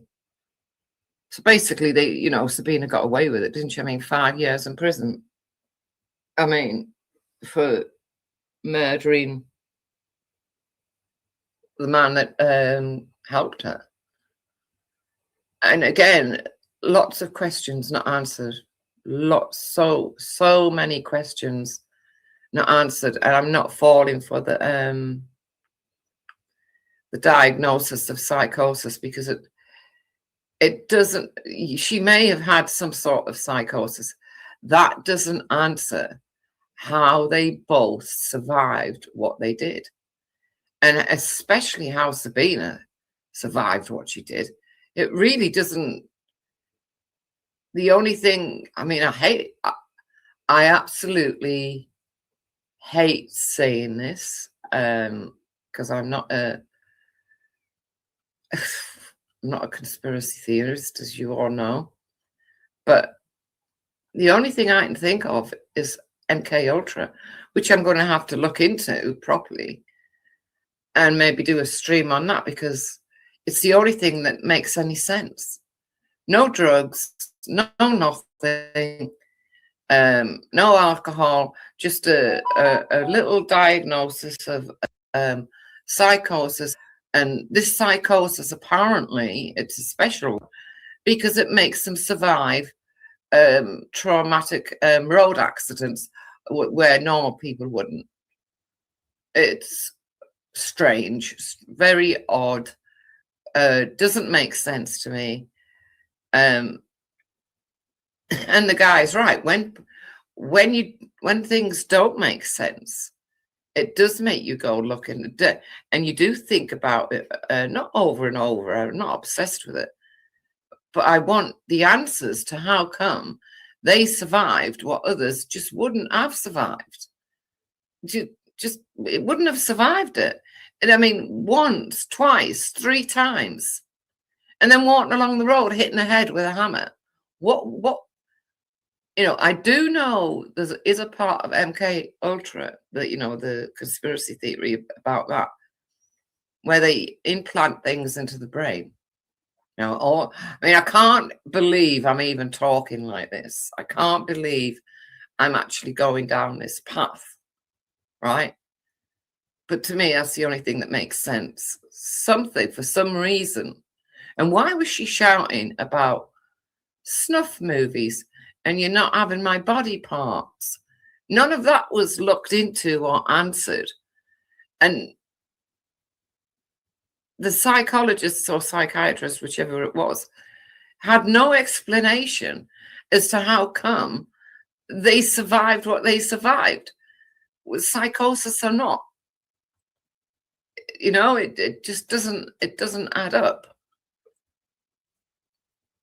So I'm going to have to look into MK Ultra.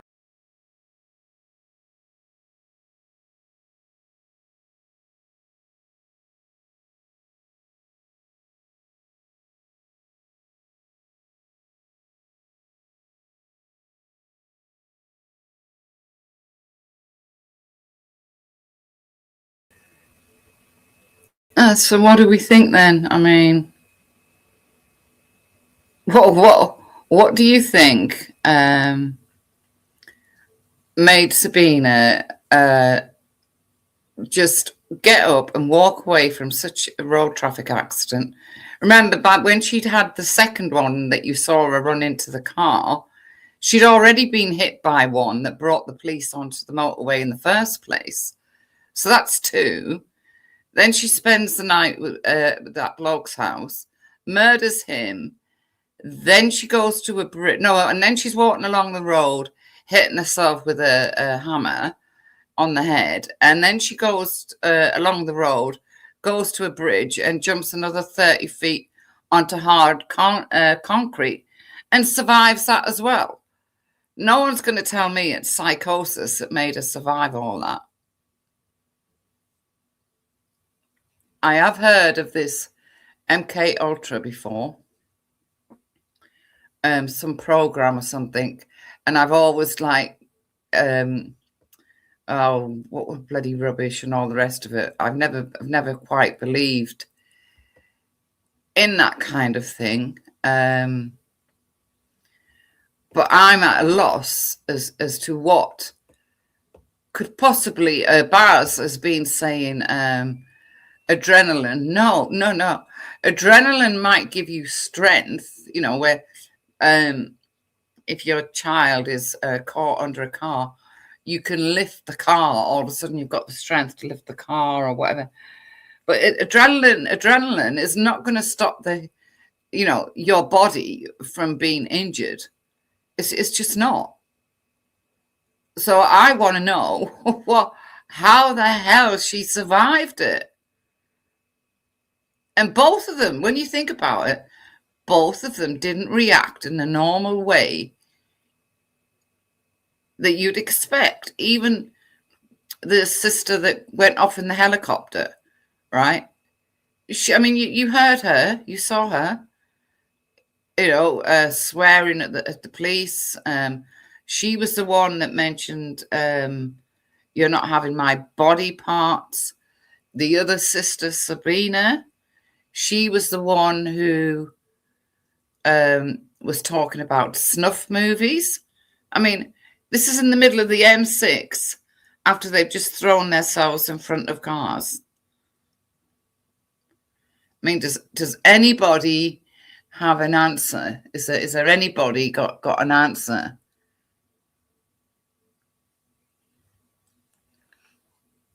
There was MK Ultra.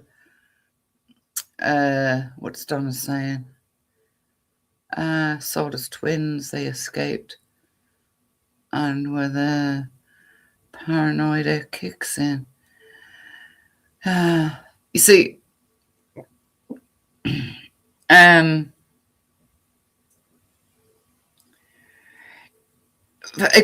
for me, it's not about what was going on in their mind, to be honest, whether they had psychosis or whether you can catch a fucking mental illness from your sister if you're too close to them. Were they trained in some way where they knew, a bit like a stunt person in these movies, right? Where they are trained and they can jump in front of cars and not really get hurt. They can jump in front of, that kind of thing. Because I think they're taking us for idiots, right? Because I think they think we watch these mad movies where, I don't know, somebody jumps 60 feet from a building and lands on top of a lorry and gets up and carries on running. We know that's not true. We know that the human body isn't capable of taking that. But in that documentary, I found that the psychologists and psychiatrists were more or less treating the audience as fucking idiots because they weren't addressing, and they never mentioned, why they didn't get injuries, we don't know. Why Sabina was able to do what she did, we're not sure of. yes, it was psychosis, but psychosis doesn't make you like that. Because if it did, surely everyone who has psychosis, who tries to harm themselves, would survive it. So I'm not falling for that. No. So I've got 30 minutes. If anyone wants to come up and maybe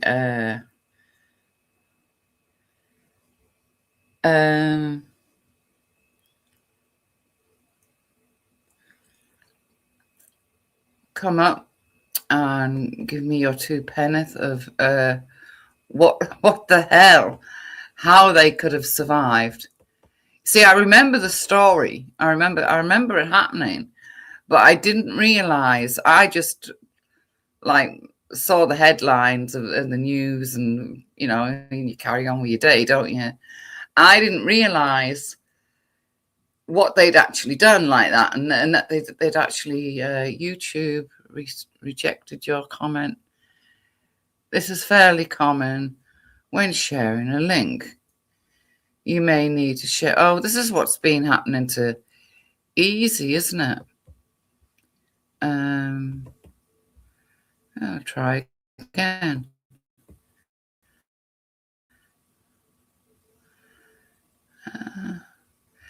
No. Oh, well. Let's go see if I can try again. I don't know what's going on with YouTube. YouTube gets on my nerves at times. But yeah, ever since I've seen those documentaries, it's bothered me. It's bothered me exactly. What am I doing here? Oh, I'm looking for me, and it's bothered me as to what the hell actually happened, and why they survived, and why things weren't answered. I mean, you know, there was that psychiatrist sat there at first, diagnosing her, right? Actually diagnosing her, and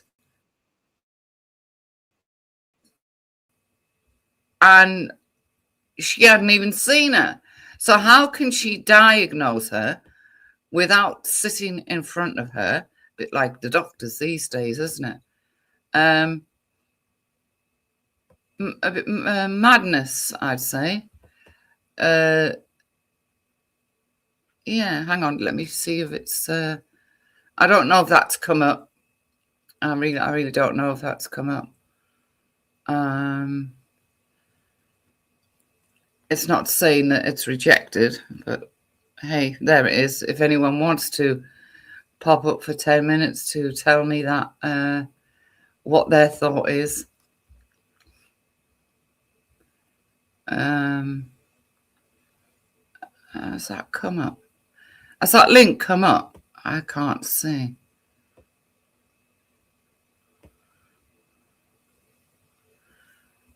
Do you know what? Fucking YouTube. No link. Okay, thank you, Baz. You know what? And I posted it in the bloody...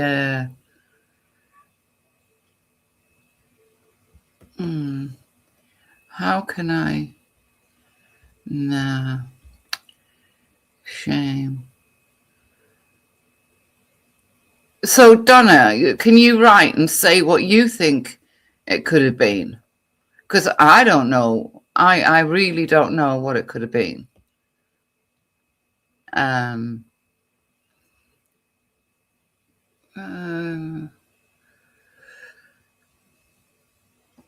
This MK Ultra thing is quite interesting, isn't it? I'm going to have to look into that because I'm not into conspiracy theories. I more or less just don't believe them.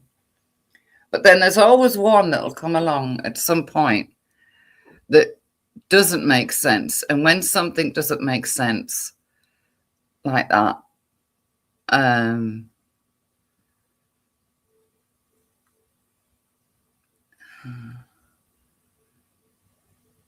yeah, if something doesn't make sense, it makes you go looking for the answer. And that for me it just didn't make sense. It didn't add up. It was like 2 and 2 makes fucking 77. And the psychiatrists and psychologists were treating the audience like fucking idiots. You know, like little monkeys sitting there clapping. Oh, yeah, you're right. You're right. Yeah, we believe that. We believe that. No. No, I'm sorry. No. Den, you're sat there. This is what pisses me off, right? So I'm talking about this. Den sat here. Restore if I thought politics worked. Kia, the rest are jokers. I like Rupert, straight talker, says what he means what he says. Well, Den, yeah. MK Ultra, the pair of them, sold them for and then they finally escaped. They were living on their nerves, paranoid. Pauline Smith, yes. I definitely think that some sort of training definitely had gone into those two women. Because remember, one of them, Sabina, was living in Ireland. The sister flew over from America to be with her sister in Ireland for 12 weeks. Then they both decided to leave Sabina's husband and kids and make their way to Liverpool to then make their way to the M6, where they were shouting about snuff movies and you're not having my body parts. And I don't always believe what's shown in front of me anymore. You know, those psychiatrists and psychologists, and they were leaving massive chunks out, right, of their explanation. She said she went and she sat with Sabina to hear, you know, what had been going on. So how come she couldn't tell us then? So Sabina, why do you think you survived such a trauma, such an accident 3 times? Why do you think you survived that, Sabina? You know, most people wouldn't survive the knock on the head with a hammer, let alone what she did. How come the psychiatrist is not going to tell us anything about that? What was it Sabina was scared about with her children back in Ireland? Why were snuff movies and body parts talked about? And why did none of the psychiatrists or, you know, the so-called medical people delve into the fact that these girls' bodies seem to be able to take such violent blows, and all they got was, you know, a little bit of a leg damage. I mean, when Sabina got up when she got up off the ground, hit the policewoman, jumped the barrier, and went storming down the other side of the motorway, straight away I thought, no, this is something very wrong here. Your body isn't made. Our bodies are not made to survive such trauma like that. I know there's the odd case of people that do survive the impact of horrible things, but they don't normally get up on their feet and become violent. You know, they normally get took to hospital and a slow recovery and blah, blah, blah. She was up on her feet and with it straight away. She wanted to get away because she thought they were after her body parts. Strange going on. What else?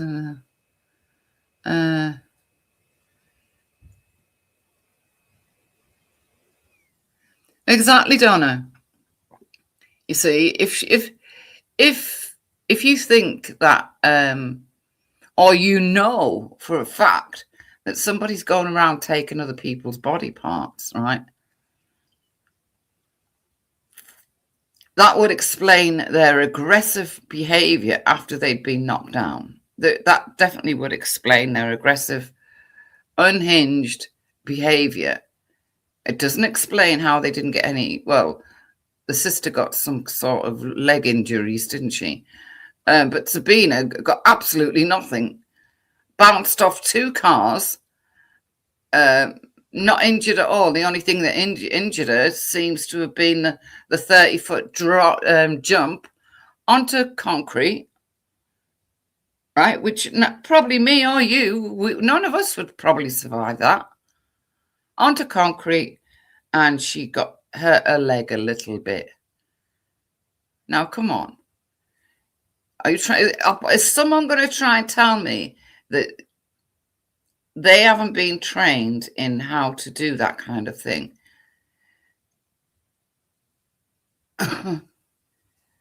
Because there are people that do get trained to do that kind of thing. They know how to land in certain ways, or however it is. I don't know. It's just bugging me that I can't find the answer. Adrenaline and drugs. Then they were tested for drugs. They had no drugs in their system, none at all. So, you know, when they were both stood at the roadside smoking their cigarettes, you know, it was like, yeah, we're perfectly normal here. No drugs. They just ran into the road. It's like something triggered in their minds. And one ran, and then the other one ran. But they were all, both of them were drug tested, and nothing came up. They had no drugs in their body, nothing. I guess it's going to remain one of life's mysteries, because it's certainly becoming clear that when authorities don't want us to know something, well, they're not going to tell us. They will make up whatever lies, you know, to go along with any story.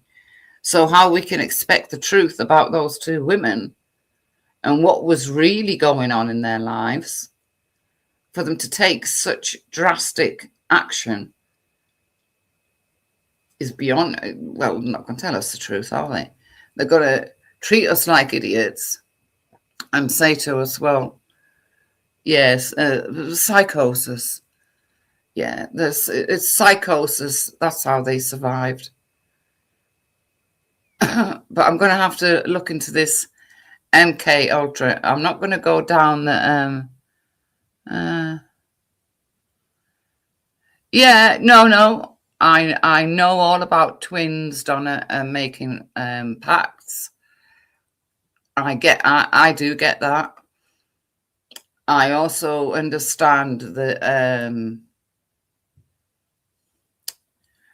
I also understand the closeness of twins, but you can't get away from the fact, twins or not, they both got the same human body as all of us, right? They got the same human, fallible body as all of us. So, you know, if I decided to go outside now and go on top of a bridge that was 30 foot high and jump off it, do you think I'd survive? No. It's not going to happen.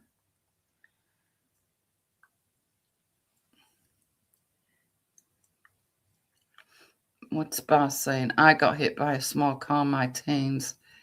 Was probably doing 20, and I can assure you. Exactly, Baz. So you got hit by a small car when you were a kid, and it was only doing 20.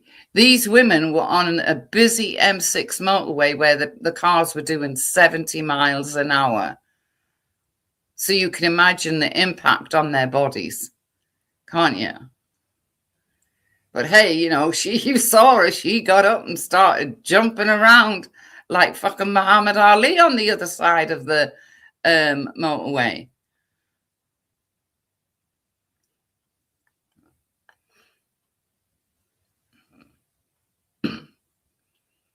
You know, but I am going to look into this MK Ultra because, like I said, I'm not a conspiracy theorist at all. But when something doesn't make logical sense, and when you see it, and I've seen it in this, I have to get to the bottom of it, and I can't leave it alone till I do get to the bottom of it, and that's not making sense to me. So I'm going to have to look into this MK Ultra. I do remember there was a movie, wasn't there? There was a movie once, and I remember I think it was the Manchurian Candidate. It was called, I think, the Manchurian Candidate, and that was like about an MK Ultra thing. But it was to do with soldiers and all kinds of stuff. But that was just a movie. I'm going to have to get into the real business of it, I guess. As much as I keep saying it because I don't want anyone to think I'm some sort of conspiracy nut, because I'm not.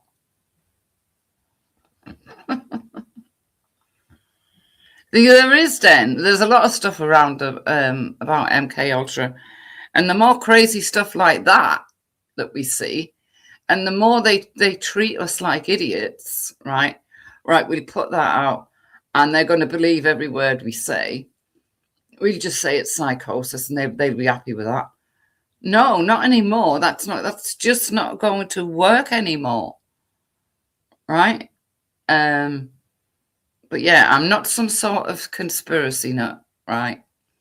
But I have to look into it because it's just unbelievable. I mean, you do hear of like that guy in the airplane, the Indian airplane. There's that airplane goes shooting off, and sadly, all those people die, and he walks out the wreckage unharmed, right?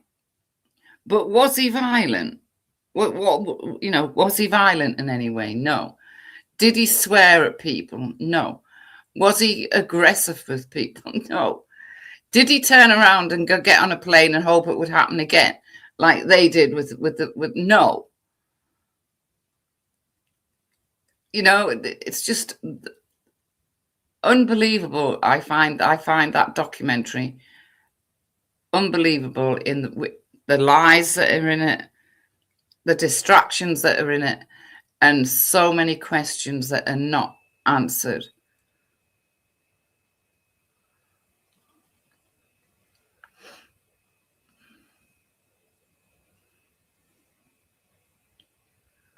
What? Who hit me? The car was sat in my living room. What do you mean the car was sat in your living room? Who had hit me with the car was sat... Oh, right. Oh, right.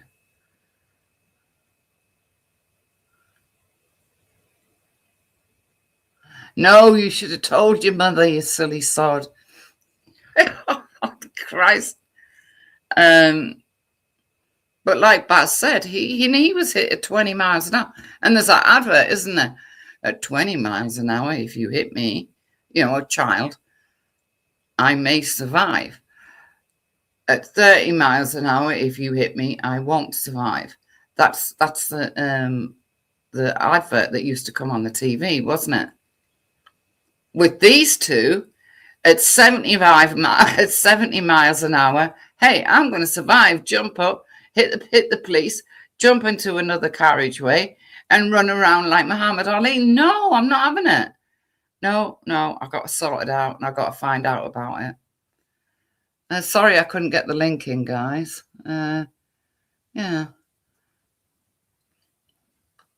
But thanks for being here. Thank you. And I will be live again when I've when I've looked into this MK Ultra business. Thank you, guys.